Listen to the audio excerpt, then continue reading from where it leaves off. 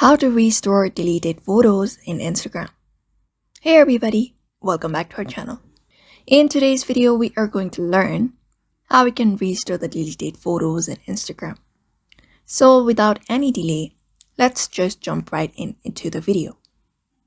In order to restore the deleted photos on Instagram, you can head over to your profile in the bottom right corner once you are logged in.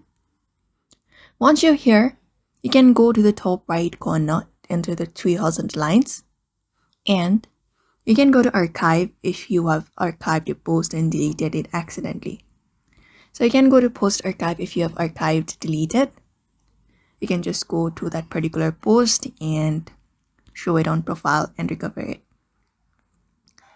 Otherwise, the next thing is you can go to your activity right below the archive, and when you go to a bit down, you'll be finding an option called recently deleted. So when you go to the recently deleted, you'll be finding the post that you've deleted. Tap on the photo or video store you want to restore. Tap on restore and it will be restored on your profile.